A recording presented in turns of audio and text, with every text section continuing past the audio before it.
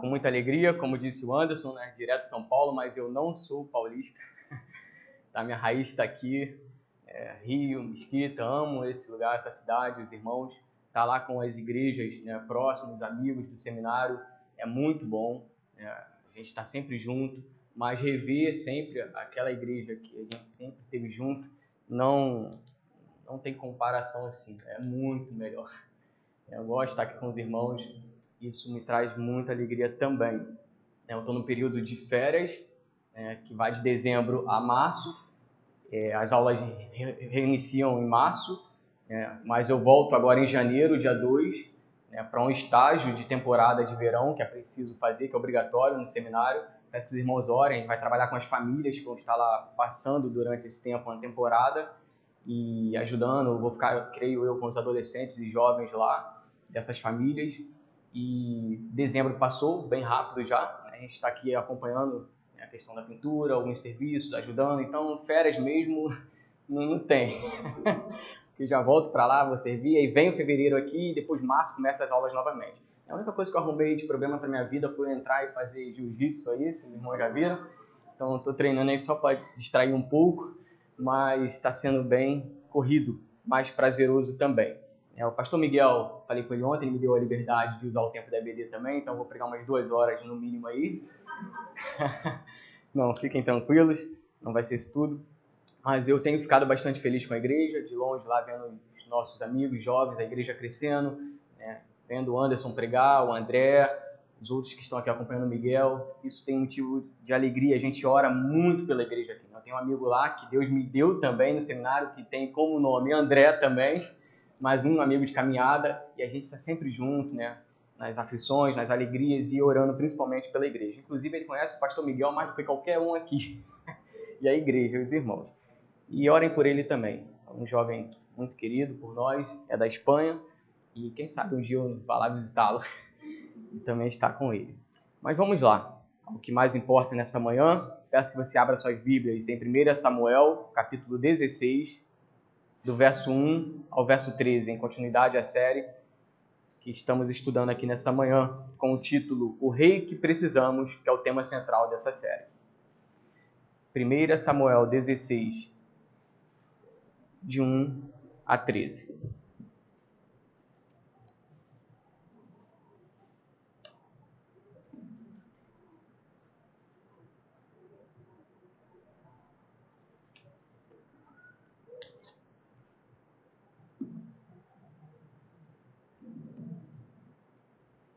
Todos acharam? Amém?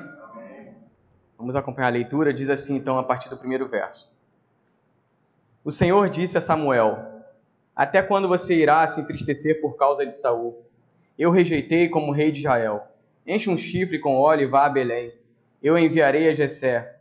Escolhi um de seus filhos para fazê-lo rei. Samuel, porém, disse: Como poderei ir? Saul saberá disto e me matará. O Senhor disse: Leve um novilho com você e diga que foi sacrificar ao Senhor. Convide Jessé para o sacrifício, e eu o matarei, e eu mostrarei a você o que fazer. Você irá ungir para mim aquele que eu indicar. Samuel fez o que o Senhor disse. Quando chegou a Belém, as autoridades da cidade foram encontrar-se com ele, tremendo de medo, e perguntaram: Vens em paz? Respondeu Samuel: Sim, venho em paz. Vim sacrificar ao Senhor. Consagrem-se e venham ao sacrifício comigo. Então ele consagrou Jessé e os filhos dele e os convidou para o sacrifício. Quando chegaram, Samuel viu Eliabe e pensou: Com certeza é este que o Senhor quer ungir. O Senhor, contudo, disse a Samuel: Não considere sua aparência nem sua altura, pois eu o rejeitei. O Senhor não vê como o homem vê a aparência, mas o Senhor vê o coração. Então Jessé chamou Abinadab e o levou a Samuel. Ele, porém, disse: O Senhor também não escolheu este. Em seguida, Jessé levou Samar a Samuel, mas este disse: Também não foi este que o Senhor escolheu. Jessé levou a Samuel 7 de seus filhos, mas Samuel lhe disse: O Senhor não escolheu nenhum deles. Então perguntou a Jessé: Estes são todos os filhos que você tem? Jessé respondeu: Ainda tenho o caçula, mas ele está cuidando das ovelhas. Samuel disse: Traga-o aqui. Não nos sentaremos para comer enquanto ele não chegar. Jessé mandou chamá-lo e ele veio. Era ruivo, de belos olhos e de boa aparência. Então o Senhor disse a Samuel: É este. Levante-se e unja-o. Samuel apanhou o chifre cheio de óleo e ungiu na presença de seus irmãos. E a partir daquele dia o Espírito do Senhor apoderou-se de Davi e Samuel voltou para Ramá. Vamos a Deus em oração. Pai, mais uma vez queremos te agradecer por esta manhã tão maravilhosa e agradável na tua presença, Senhor. Queremos te louvar, queremos te render graças, porque o Senhor é o nosso Deus. O Senhor é aquele que enviou o seu Filho e este é a nossa salvação, Senhor. Muito obrigado por tão grande salvação. Muito obrigado pelo perdão dos nossos pecados e muito obrigado porque agora fazemos parte do teu corpo, a tua igreja. E assim, nesta manhã, queremos que o Senhor fique conosco, Senhor. Nos acompanhe a despeito de mim, das minhas falhas, limitações, que o Senhor esteja presente nesse lugar, agindo poderosamente, Senhor, em nossos corações. Fala através do pregador, Senhor, para que o teu nome seja glorificado e a tua igreja seja edificada mais uma vez nesta manhã. Assim eu oro em nome de teu Filho Jesus, aquele que reina e vive para todo sempre. Amém. Irmãos, nessa manhã, como eu disse, nós temos... Deixa eu tirar esse fio aqui. Pronto.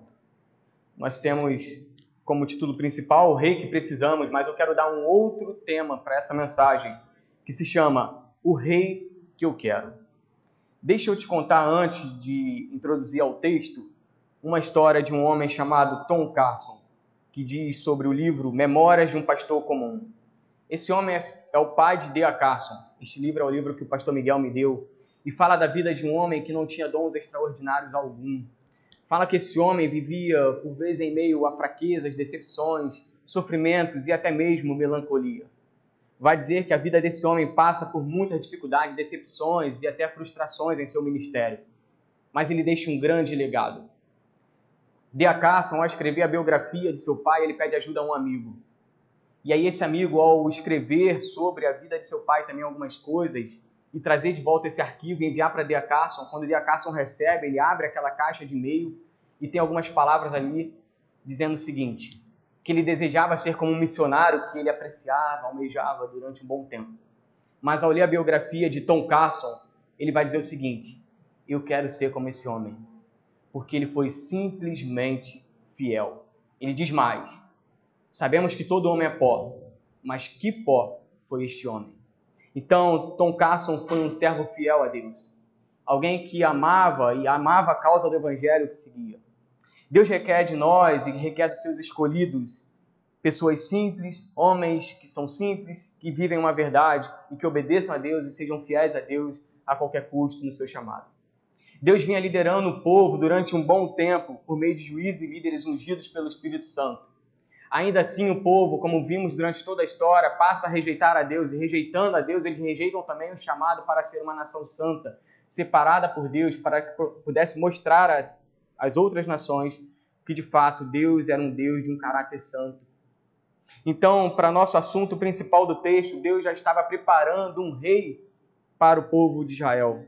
Em outras palavras, um rei aqui que não levava em conta aspectos exteriores, visto pelos olhos dos homens, mas sim conforme Deus olhava dentro dos seus corações, o mais profundo do seu coração, para a integridade e fidelidade desses. Davi é escolhido, então é ungido por Deus através de Saul para ser capacitado pelo poder de Deus e assim através do seu Espírito Santo. 3 pontos nós vamos ver nessa manhã no sermão e peço que você fique bastante atento a esses pontos, que vai discorrer todo o nosso estudo, toda a nossa mensagem, que é o seguinte. Primeiro, a escolha de Deus. Segundo, os critérios de Deus em escolher. Terceiro, o poder de Deus ao escolher. Pensando mais um pouco, então, no sermão desta manhã, você lembra que Saul tem a permissão ainda de continuar reinando, ainda que fosse rejeitado por Deus.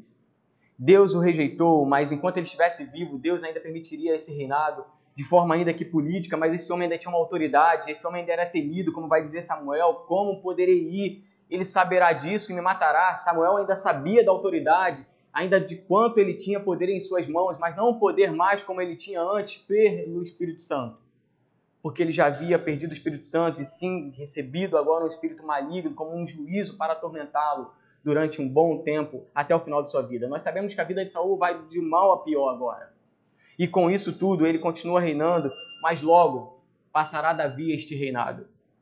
E aí, pela unção aqui de Deus, através de Samuel, na vida de Davi, esse profeta chamado Samuel agiria em segredo, ainda com aspecto de engano, como nós vemos no texto. Quero que você olhe novamente comigo, a partir do verso 1. O Senhor disse a Samuel: até quando você irá entristecer-se por causa de Saul? Eu rejeitei como rei de Israel. Enche um chifre com óleo e vá a Belém. Eu enviarei a Jessé. Escolhi um de seus filhos para fazê-lo rei. Samuel, porém, disse: como poderei ir? Saul saberá disso e me matará. A ideia aqui é o seguinte: ele precisa ir, obedecer essa ordem, ainda que pareça que há uma mentira aqui, mas não há uma mentira da parte de Deus aqui de forma direta, não. Mas Samuel tem aqui um aspecto, uma ideia de que está acontecendo uma traição aqui, que algo terrível vai acontecer. Nos ajuda a pensar ainda nessa manhã, na mensagem, como Tim Chester vai dizer o seguinte: declarar alguém rei, quando o rei atual ainda reina, é algo que não acabará bem. Guarde essa frase. Vou repetir: declarar alguém rei, quando o rei atual ainda reina, é algo que não acabará bem. Ainda assim, Deus encoraja Samuel e quer que Samuel confie em Deus para que ele não venha temer aos homens, a ação dos homens, ainda que os homens sejam maus, ainda que sejam perigosos, mas que ele pudesse confiar ao ponto de se lembrar que Deus estava agindo em toda a história de Israel. Como bem disse o Anderson aqui na introdução do culto, Deus é soberano. Deus não perde nada de seu controle em suas mãos. As coisas não acontecem e o fracasso dos homens não muda a história que está nas mãos de Deus. Deus continua regendo toda a história. Ainda que a primeira escolha tivesse vindo das mãos dos homens, desejando um rei para si, um rei para o povo, portanto, nesses 3 primeiros versos fica evidente para nós que agora a escolha é feita por Deus. Isso é um contraste, irmãos. Se no primeiro momento o povo tem um rei para si, agora Deus está dizendo: sou eu que vou escolher. É um rei para mim. Um rei que agora eu promovi. Então, por isso, nessa manhã, o nosso tema é o rei que eu quero. E o rei que Deus quer, ele tem. E o rei que Deus quer, ele é perfeito. Ele é segundo o seu coração. O pedido do povo vem de um reinado no capítulo 8, vocês lembram disso? No verso 5, o povo pede por um rei, tem um pedido ali para que Samuel escolhesse um rei para eles. E depois Samuel mesmo, olhando essa situação, referindo-se a eles: olha, este é o rei que vocês escolheram.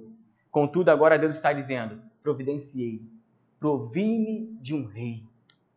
Isso é a coisa mais segura que o povo de Israel poderia esperar, que a nação poderia esperar. Deus se promovendo de um rei para si mesmo, para que pudesse conduzir o povo.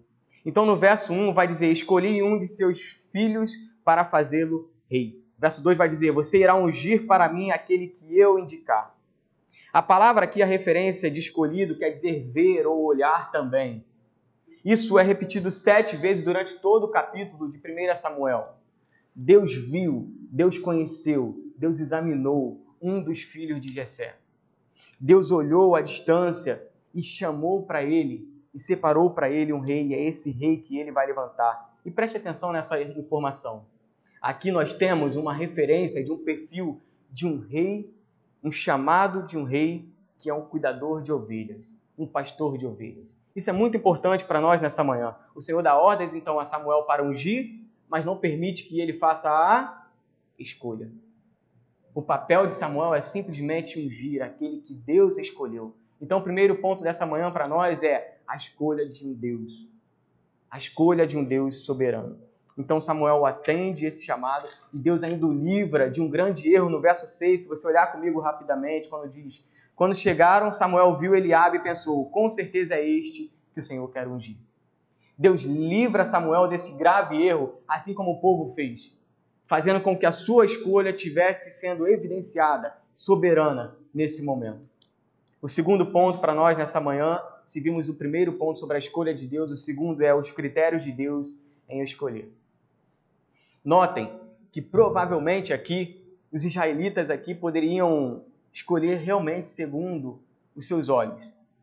A sua escolha passaria a respeito do que eles viam e que chamasse mais atenção no aspecto físico, daquilo que realmente saltava os seus olhos quanto à aparência. Você vê isso passando pelo verso 7, 12, 18, e no capítulo 9, verso 12, vocês vão lembrar da passagem que diz que os mais altos que ali estavam batiam nos ombros de Saul. Provavelmente eu naquela época bateria na sua cintura. Tão baixo. Saul era alguém bem alto. E a altura no texto traz a referência para nós não só de tamanho, mas também de um significado de ser exaltado, de alguém que vive orgulhosamente. Isso também é uma contradição com a oração de Ana no início, onde ela diz em suas palavras: não falem tão orgulhosamente, nem saiam de sua boca tal arrogância. Isso passaria por todo o capítulo por todo o livro de Samuel, essa ideia de não viver orgulhosamente, de forma arrogante, de não olhar para a altura, não no sentido só de seu tamanho, mas da arrogância, do fruto de algo que exalte a vida do homem. Deixa eu te mostrar aqui uma ilustração rapidamente.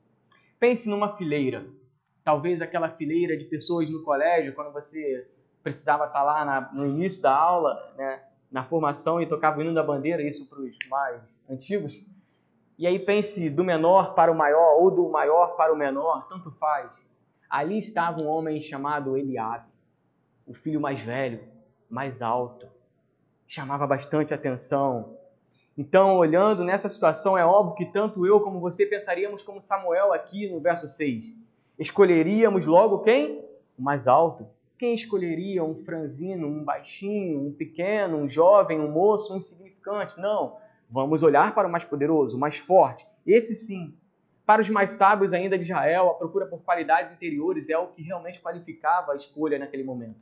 E assim Deus age em toda a história, buscando por corações humildes, por um coração íntegro, não pelo que ele vê do lado de fora, mas visando o caráter. E umas implicações para nós nessa manhã, como igreja, é o seguinte: nós temos a tendência aqui sempre de escolhermos o que é mais importante, impressionante, poderoso, brilhante em tudo na nossa vida. Veja se não é assim. Seja das coisas menores às maiores, nós olhamos e o que salta aos nossos olhos, não, aquilo é o melhor, aquilo que vai dar certo. Aquilo que é bom, aquilo que é forte, aquilo que é poderoso, aquilo que salta aos nossos olhos, realmente isso é bom. De fato é. Mas Deus age totalmente diferente. Nós caímos nessa tendência do Éden novamente. De voltarmos ao Éden assim como aquela mulher que viu a árvore agradável, que parecia agradável ao paladar e era atraente aos olhos. Mas devemos lembrar como as Escrituras nos ensinam que nós não andamos, o quê? Pelo que vemos, mas por fé. Não está nos nossos olhos as nossas escolhas. Não está nos nossos olhos o caminho, o curso da nossa vida, as decisões que devemos tomar, mas por fé.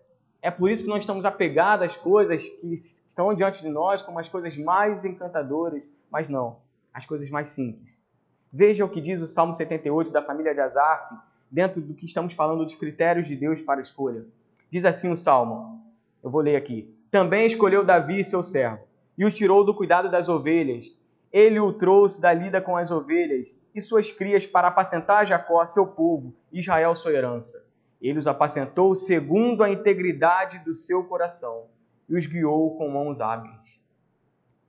As mãos de Davi eram habilidosas demais, e a escolha que nós vamos ver aqui.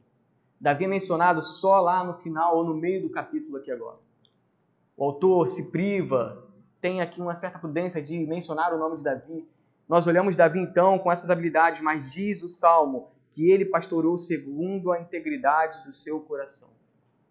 Não segundo a sua aparência, segundo as suas habilidades, mas todo o seu cuidado que ele tinha para com as ovelhas, então era com o seu coração. E os critérios de Deus para escolher é sempre esse: olhar para o coração, olhar para o mais profundo do ser do homem. Por isso que o coração nas Escrituras sagradas se refere à moral interior.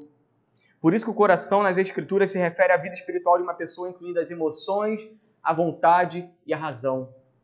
Nós lembramos então aqui da oração de Ana, uma oração tão profunda, que fala sobre aqueles que se exaltam, fala da sua humildade, daquela mulher que chorava amargamente ali por conta da sua rival. Nós vimos semana passada o pastor Ricardo pregando sobre o cântico de Maria, o quanto as suas emoções, no mais profundo de seu ser, glorificavam a Deus de uma forma tão humilde, tão simples.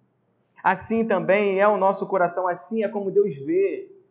Não o que está fora, mas como é a verdade em nossos corações, como é a integridade, o que é completo, o que é perfeito, o que é humilde, o que é simples. E Deus está olhando desta forma. E se tratando do coração de Saul, ele estava totalmente contrário a essa verdade.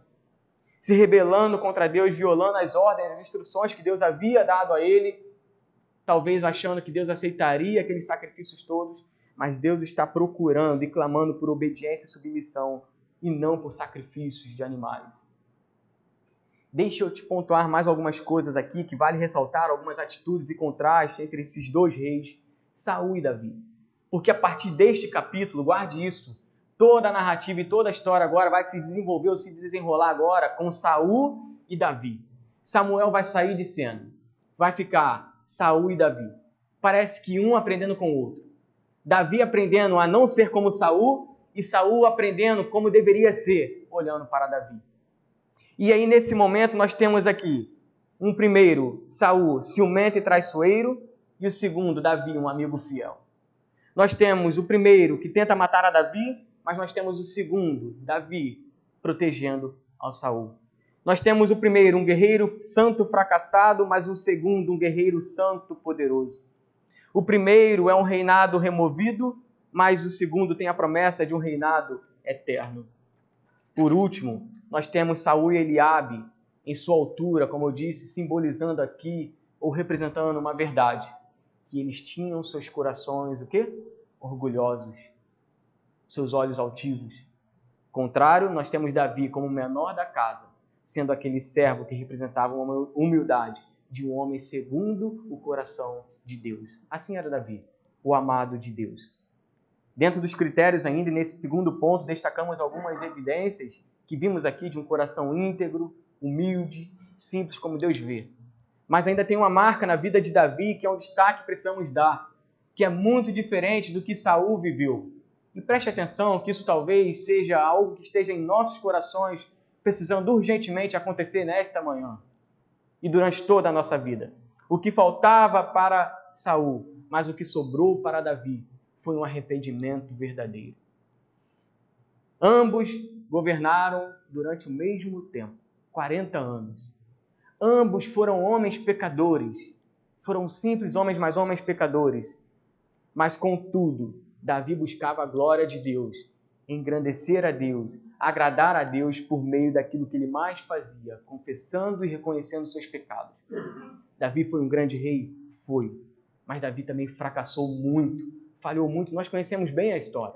Por isso nós vemos Davi, que é aquele que é o maior autor dos Salmos, onde escreve 73 dos Salmos, a maior parte dos Salmos, mas tem 3 Salmos ali tão importantes, que é o Salmo 32, 38 e o 51, que conhecemos bem, onde ele se derrama diante de Deus, reconhecendo e clamando a Deus por suas misericórdias, por conta do seu caminho, que por vezes tropeçava também.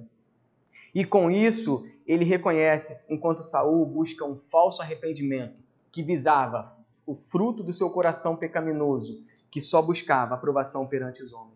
Olha o que diz Davi, nas suas seguintes palavras no Salmo 51. Ó Deus da minha salvação. Quando Saul disse isso? Você se lembra? Nunca. Saul não disse isso. Ele dizia, eu quero voltar e adorar o teu Deus. Davi disse, ó Deus da minha salvação, aquele que o livrava dos inimigos, aquele que o chamou, o escolheu, o capacitou, iria acompanhar Davi, iria conduzir ele. Ele diz no Salmo, no momento da sua vida, que é o Deus da sua salvação. Mas ainda ele diz, não te deleitas em sacrifícios, nem te agradas em holocausto, senão eu os traria. Os sacrifícios que agradam a Deus são um espírito quebrantado, um coração quebrantado e contrito. Ó Deus, não desprezará. Davi sabia que o coração, o mais profundo do seu ser, precisava estar quebrantado, contrito diante de Deus. Quando Saul fez isso? Não me lembro. Quando você fez isso? Você sabe. Quando eu fiz isso? Eu sei. Quando nós precisamos fazer isso? Diariamente. Diariamente. Todos os dias. Reconhecendo a Deus, buscando por suas misericórdias, mas com um coração verdadeiro, humilde diante dele. Com o espírito quebrantado e um coração contrito. Deus não despreza. Com isso, era inquestionável para Davi que Deus buscava na vida de seus escolhidos essa marca evidente. E olha que interessante. Davi sabe que Deus trata com a verdade. E ele diz ainda, eis que ama a verdade no fundo do seu ser e me ensinas a sabedoria no segredo. Deus ama a verdade. Deus tratou com Saul com a verdade. Deus requeriu de Saul a verdade, mas Saul não voltou para Deus com a verdade no mais fundo do seu ser. E nós? Será que diante desse Deus que é a verdade, é a própria verdade e ama a verdade, você vai lembrar do apóstolo João dizendo, olha, não tenho maior alegria do que esta, de ver que meus filhos andam na verdade. Deus ama essa verdade. Deus quer, lembra no início, de homens fiéis, homens simples, mas fiéis a Ele e fiéis à sua palavra, à sua verdade. Então Deus procura por corações humildes, verdadeiros e fiéis. Não basta apenas começar bem. Então, dentro dos critérios do Senhor, dentro dos critérios da sua escolha, onde vimos a simplicidade do coração, a humildade do coração, a integridade do coração e o arrependimento de um coração genuíno, nós precisamos entender também que a vida cristã ela não deve só começar bem, porque Davi decidiu terminar bem. Lembra que falamos que Saul vai de mal a pior, mas nós temos em Crônicas dizendo que Davi agradou o Senhor até o final de sua vida, e ele agradece a Deus, e ele agradece a Deus o tempo todo, porque o Senhor estava com ele, ele foi um escolhido de Deus, ele foi segundo o coração de Deus, e ele viveu uma vida o tempo todo em obediência a Deus, ainda que tivesse suas falhas. Mas Davi começou bem e terminou bem. Como tem sido a nossa caminhada cristã? Para pensar ainda nisso, eu quero trazer aqui um pensamento de um homem chamado João Calvino, que ele diz o seguinte: o arrependimento não é apenas o começo da vida cristã, é toda a vida cristã. Vou repetir. O arrependimento não é apenas o começo da vida cristã, mas é toda a vida cristã. Davi não chega ao final da sua vida se rebelando contra Deus, se revoltando contra Deus, esquecendo de Deus. Pelo contrário, Davi chega ao final da sua vida se lembrando de Deus em tudo que Deus fez na vida dele, das suas misericórdias. Ele clama ao Senhor para que o Senhor não retire dele o Santo Espírito, para que a alegria seja renovada nele, não que ele tivesse perdido a salvação, coisa alguma, não, mas que essa alegria pudesse estar latente, queimando em seu coração novamente, até o último dia de sua vida. Não só ele, mas grandes homens da Bíblia, e nós também. Você olha Paulo dizendo, combati o bom combate, terminei a carreira, mas guardei a fé. Paulo nunca chegou ao final da sua vida cansado ou abrindo mão daquilo pelas coisas que aconteceram, mas sempre voltando a Deus e se lembrando da graça de Deus. Assim também devemos se lembrar disso. Então, primeiro, da escolha de Deus. E aqui a gente está fazendo não da escolha de Deus no sentido da salvação, mas da escolha de Deus para aqueles que estão à frente, sempre liderando o seu povo, pastoreando o seu povo. Deus é aquele quem ele levanta para cuidar do seu rebanho. Mas cabe para nós essa reflexão em todos os aspectos da nossa vida.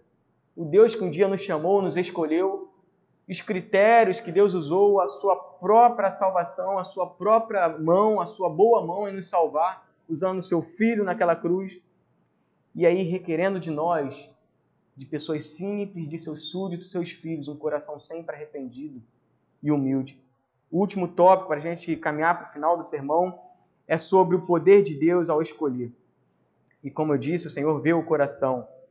E aí eu deixo essa pergunta: como vai o seu coração nessa manhã? Como vai o seu coração nessa manhã?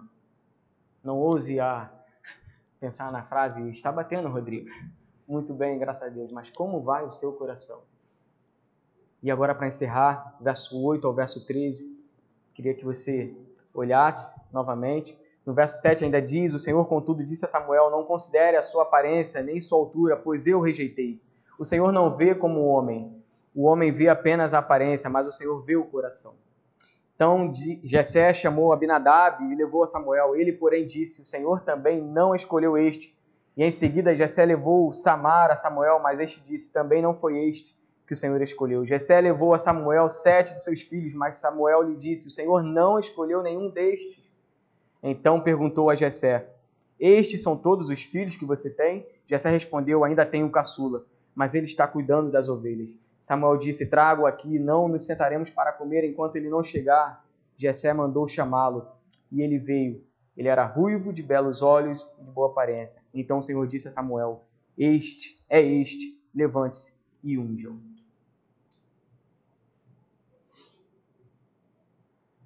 Há uma sequência lógica aqui, ou uma sequência de negações acontecendo. O Senhor vai dando vários nãos aqui. Mas chega num dado momento, no verso 11, que se pergunta, acabaram-se os filhos? Acabaram-se todos os filhos? E aí você consegue enxergar mais uma vez aqui a soberania de Deus, aquele que já havia escolhido e viu, aquele que disse que eu vou indicar quem é, Então, como se Jessé estivesse pensando, agora não há mais ninguém, porque quem é esse aqui que está lá cuidando das ovelhas?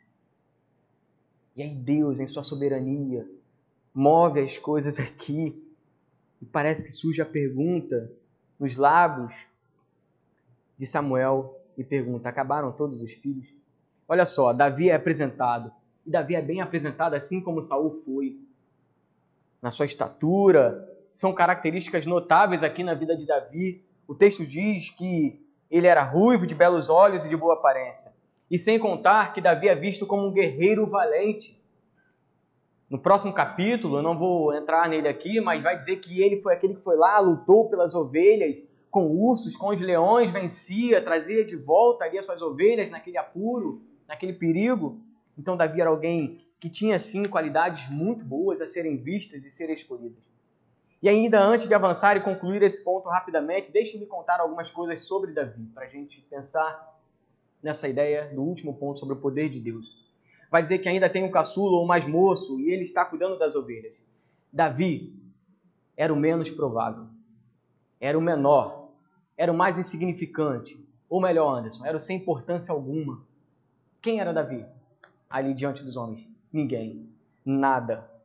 Qual é a lógica aqui, pelo menos na minha cabeça, não sei se na sua? Se Saul, que era o rei anteriormente, até aquele momento, era alguém alto, poderoso, talvez mostrava uma autoridade ali, se esse fracassou, o que eu vou pensar? O que você pensa? Se você tem alguém, talvez, sei lá, no seu trabalho, alguém muito bem, capaz, com potencial ali, mas essa pessoa fracassa, você precisa trocar. Vou pegar alguém melhor ainda, mais poderoso, mais forte, o que seja.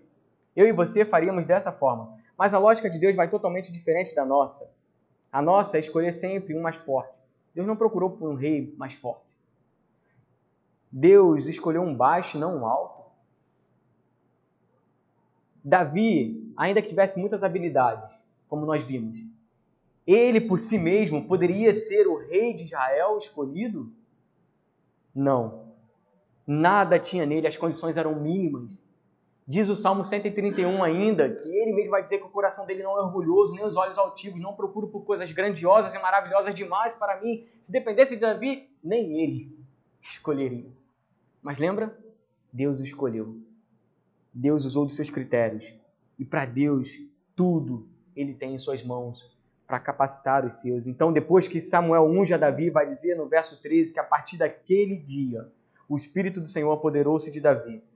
Então, o que nós queremos aprender aqui nessa manhã? Que Deus revela o seu poder com as coisas mais estranhas possíveis diante dos nossos olhos.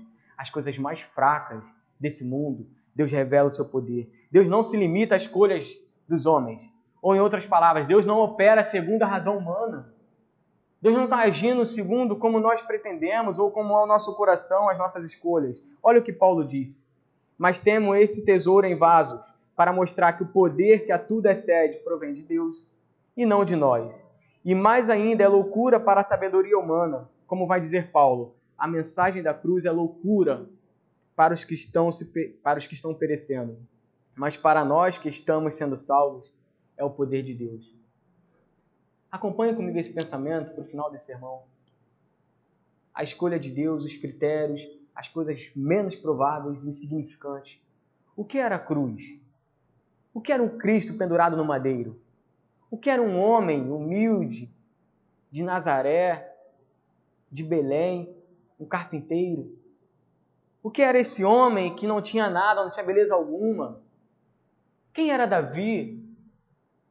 Quem éramos nós diante de Deus, diante dos homens?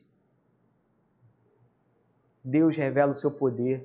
Por isso o mundo não entende. Paulo vai dizer mais, porque a loucura de Deus é mais sábia que a sabedoria humana e a fraqueza de Deus é mais forte que a força do homem. Irmãos, pensem no que vocês eram quando foram chamados. Pouco eram sábios segundo os padrões humanos, pouco eram poderosos, pouco eram de nobre nascimento. Mas Deus escolheu o que para o mundo é loucura para envergonhar os sábios. E escolheu o que para o mundo é fraqueza para envergonhar o que é forte. Ele escolheu o que para o mundo é insignificante. Lembre-se de Davi. Desprezado e o que nada é, para reduzir a nada o que é, a fim de que ninguém se vanglorie diante dele. Deus escolheu o que não era nada. Paulo mesmo vai dizer, não tendo nada, mas tendo tudo. Sendo pobre, mas enriquecendo a muitos. Cristo, sendo rico, se fez pobre. A nossa razão, a nossa lógica é outra. Deus não age segundo a nossa razão. É totalmente diferente. As coisas menos prováveis, as coisas mais simples. Aquele homem que você nunca espera conhecer o Evangelho pelas suas loucuras, pelas suas maldades. Passa-se algum tempo, aquele homem é um homem de Deus, é um servo de Deus. Você que nunca imaginava estar diante de um Deus servindo por conta daquilo que você era, daquilo que você fazia, das suas atitudes, hoje você é alguém servo de Deus, por conta desse Deus que agiu na sua vida. Então, por isso que este sempre foi o padrão da escolha divina. Deus nunca buscou por homens melhores. Deus nunca buscou por homens suficientes, cheios de si, orgulhosos ou com grande potencial que pudesse se apresentar diante de Deus. Pelo contrário, Deus foi nas coisas mais simples, pegando homens simples, pecadores, mas arrependidos e dependentes da graça e da força do seu poder. Para Deus mostrar, sim, que Ele age na história. Caminhando para o final, os 12 discípulos foram simples homens. Spurgeon vai ouvir a mensagem de um sapateiro e vai ser convertido ao Evangelho.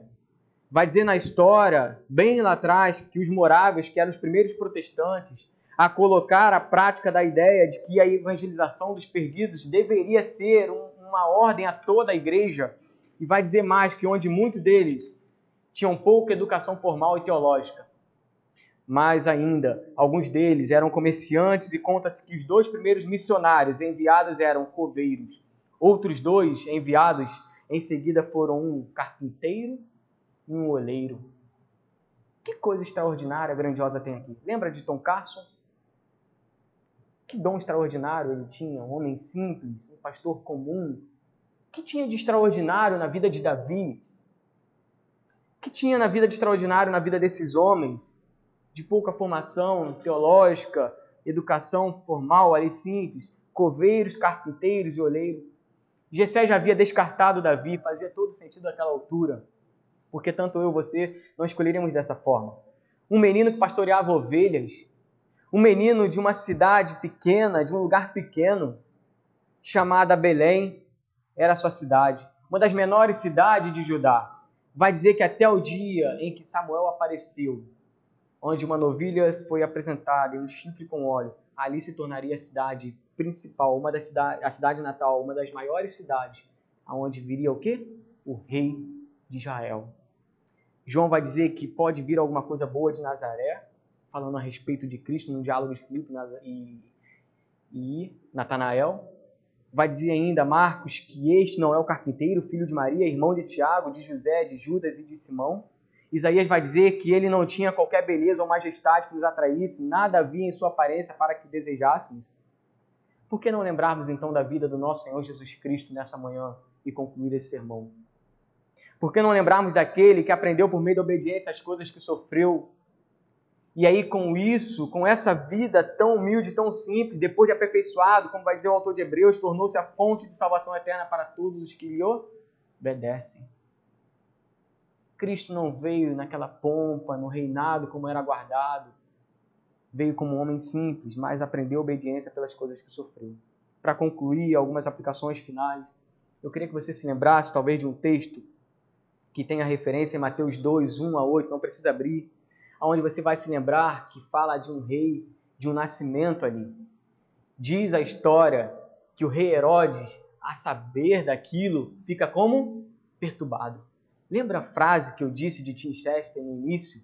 Que ia falar sobre um rei, quando há um rei atuando, é algo que não acabará bem.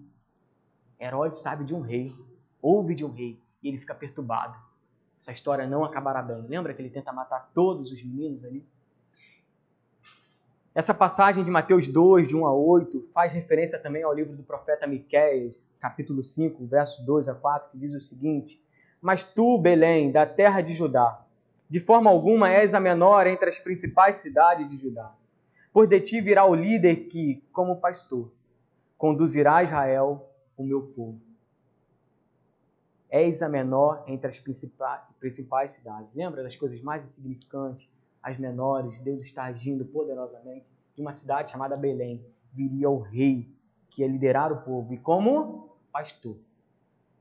Volto a dizer, lembra a referência que eu dei durante todo o sermão? De Tom Carson, Memórias de um Pastor Comum, Davi, um simples pastor de ovelha, e agora nós olhamos para Jesus, Cristo, um pastor também. Encerro dizendo nesta manhã que Davi, ao se tornar rei de Israel, ele não deixou de lado o seu ofício principal. Muda o rebanho, mas não muda o seu papel. Das ovelhas que ele pastoreava, de Jessé, seu pai, para pastorear agora o rebanho do povo de Deus, também seu pai. Agora, durante todo esse tempo, durante toda essa história, Deus não está mais olhando ou vendo, lembra que eu disse sobre a escolha de Deus em ver um rei para um rei, porque Deus já tem o seu rei. E esse rei, podemos olhar para ele, para aquele homem que vem numa manjedoura simples, vai para uma cruz, morre e é ressuscitado, ascensão aos céus, está no trono reinando, seu reino subsiste por toda a eternidade agora. E esse rei é um rei, filho de Deus e pastor, um pastor supremo. Agora, nós temos não Deus olhando para nós ou procurando por um rei, mas nós temos agora um rei pastor supremo, olhando para suas ovelhas perdidas e trazendo-as de volta para o seu aprisco, escolhendo, salvando. Talvez nessa manhã você não conheça ou ainda esteja buscando um rei para a sua vida. Talvez o seu coração esteja tão cheio de si, orgulhoso, que você não consegue saber quem domina, quem governa a sua vida. Talvez nessa manhã você ainda não se deparou com aquele que realmente tem todo o domínio e governa toda a história, inclusive as nossas vidas. Nós temos agora um pastor que, como vai dizer no Evangelho de Marcos, ele olha para uma multidão como que não tem ovelha, e são ovelhas sem pastores, e sente compaixão dela. Nessa manhã, está sobre nós um olhar de um pastor supremo para suas ovelhas, com compaixão. Essa é a história de Davi. Deus está levantando um rei, segundo o seu coração. Eu escolhi um rei, é o rei que eu quero. E o rei que precisamos, Deus tem. O rei que precisamos, devemos nos voltar para ele, sabendo o quanto ele tem cuidado de nós. Amém? Que Deus possa nos abençoar com essa mensagem e assim caminharmos com a vida desse homem, como eu disse, tão simples. Então lembre, a escolha de Deus, os critérios de Deus e o poder de Deus ao escolher e agir. Pai, obrigado mais uma vez nessa manhã pela alegria que temos de compartilhar da Tua palavra. Muito obrigado, Senhor, porque a despeito, Pai, dos nossos pecados, daquilo que somos tão limitados, da nossa sabedoria tão humilde, Senhor, aonde não cabe toda a eternidade, Senhor, o Senhor age poderosamente, Senhor. Que nessa manhã os corações aqui possam ter sido quebrantados, não pelo simples falar de um homem, mas sim pela Tua palavra, que é poderosa, que é rica e que habita em nossos corações, Senhor. Que o Senhor possa estar operando em nossos corações. Que o Senhor possa nos fazer lembrar que tenhamos um coração sempre humilde. Que possamos nos lembrar, Senhor, de chegar até a Ti com os nossos corações arrependidos, Senhor. Para saber que o Senhor tem nos dado motivo de alegria, motivo de Te buscar, Senhor. O Senhor tem derramado da Sua graça, da Sua bondade, da Sua misericórdia sobre nós, Senhor.